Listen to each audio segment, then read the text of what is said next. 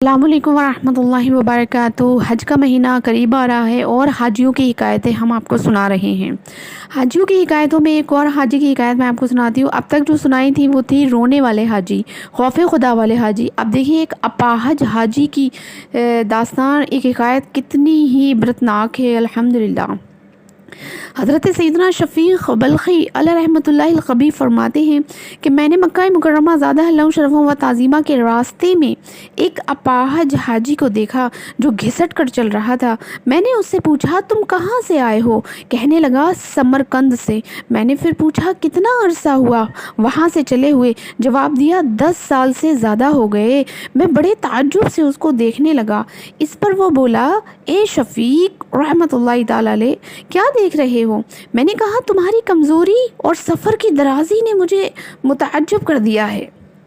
کہنے لگا اے شفیق سفر کی دوری کو میرا شوق یعنی عشق قریب کر دے گا اور میری کمزوری کا سہارا میرا مولا عز و جل ہے۔ اے شفیق تم ایک ضعیف یعنی کمزور بندے ہو پر تعجب کر رہے ہو، اس کو تو اس کا مالک عز و جل ہی چلا رہا ہے نہ کہ یہ خود چل رہا ہے، تو تعجب کی بات کیسی؟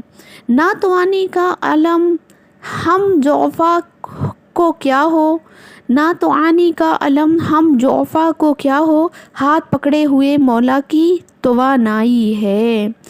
پھر اس نے دی عربی اشعار پڑھے جن کا ترجمہ یہ ہے، مطلب اس اپاہج حاجی نے کچھ عربی اشعار پڑھے، اس کا ترجمہ یہ ہے کہ اے میرے آقا میں تیری زیارت کو آ رہا ہوں، یعنی اے میرے اللہ میں تیری زیارت کو آ رہا ہوں۔ عشق کی منزلیں کٹھن ہیں لیکن شوق عشق اس شخص کی مدد کیا کرتا ہے جس کی مال مدد نہیں کرتا۔ دوسرا اشعار اس نے کچھ یوں پڑھا، وہ ہرگز عاشق نہیں جس کے راستے کی ہلاکت کا خوف ہو اور نہ ہی وہ عاشق ہے جس کو راستوں کی سختی نے چلنے سے روک دیا ہو۔ اللہ تبارک تعالیٰ کی ان پر رحمت ہو اور ان کے صدقے ہماری بے حساب مغفرت ہو۔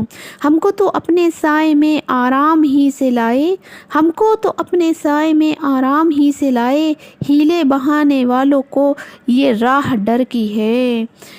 صلی اللہ تعالیٰ علی محمد صلی اللہ تعالیٰ علیہ وآلہ وسلم۔ اللہ تبارک تعالیٰ ہمیں بھی اپنے گھر کا حاجی بنائے اور قافلے رواں دواں ہیں، مدینہ منورہ کی جانب حج کرنے کے لیے تیار ہیں، تو جو بھی حج کرنے کے طلبگار ہیں حجن اللہ تبارک تعالیٰ ان سب کو اپنی رحمت سے حج کی سعادت عطا فرمائے۔ آمین بجاہ النبی الامین۔ آپ لوگ بھی مجھے دعاؤں میں یاد رکھیے گا۔ اللہ حافظ۔